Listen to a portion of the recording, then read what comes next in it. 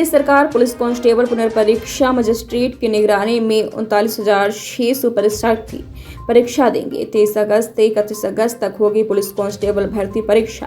23, 24, 25, 30 और 31 तारीख को होगा परीक्षा। बता दें, बुलंदशहर जिले में परीक्षा के लिए कुल 10 परीक्षा केंद्र बनाए गए। पुलिस भर्ती परीक्षा है, प्रशासन और पुलिस के द्वारा क्या व्यवस्था की गई है?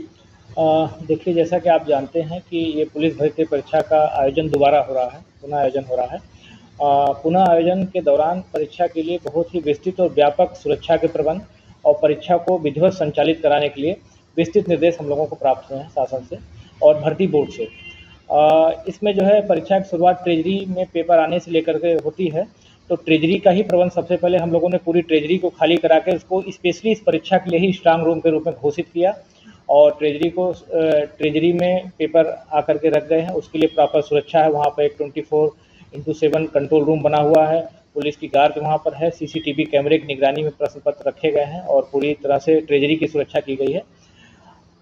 इसके बाद जो केंद्रों की स्थिति जहाँ तक है, तो पूरे जनपद में हमारे यहाँ 10 परीक्षा केंद्र हैं और सभी परीक्षा केंद्रों को जो आयोग के मानक थे, यानी भर्ती बोर्ड के जो मानक थे, उस मानक के अनुरूप ही बनाया गया है और उस मानक के अनुरूप ही केंद्रों का चयन माननीय भर्ती बोर्ड ने किया है।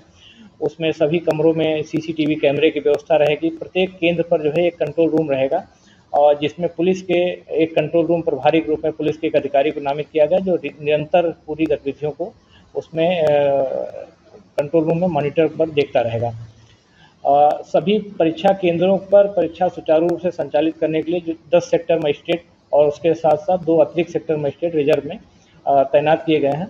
सेक्टर मजिस्ट्रेट की जिम्मेदारी रहेगी कि वो जो है ट्रेजरी से सकुशल पेपर, जो निर्धारित अवधि है, उस अवधि में पेपर को यहाँ से ट्रेजरी से प्राप्त करेगा और जाकर के निर्धारित अवधि में ही जो है केंद्र के जो केंद्र व्यवस्थापक हैं, केंद्र पर केंद्र व्यवस्थापक लगाए गए हैं जो वहाँ के जनरली प्रधानाचार्य हैं। उसके साथ साथ वहाँ पर स्टैटिक मजिस्ट्रेट लगे हैं। केंद्र की व्यवस्था को सहयोग देने के लिए अतिरिक्त केंद्र व्यवस्थापक के रूप में सभी नायब तहसीलदारों को हम लोगों ने लगाया है। इसके साथ ही साथ परीक्षा सहायक के रूप में जो है राजपत्रित अधिकारियों को भी लगा रखा है।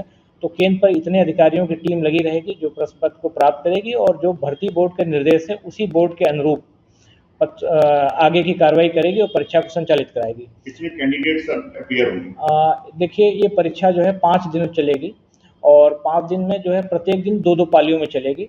तो इन पूरे जो 10 पालियों में जो परीक्षा होगी 39,600 के लगभग अभ्यर्थी इस जिले को आवंटित हैं और वो जो है ये उसमें परीक्षा में ये प्रतिभाग करेंगे।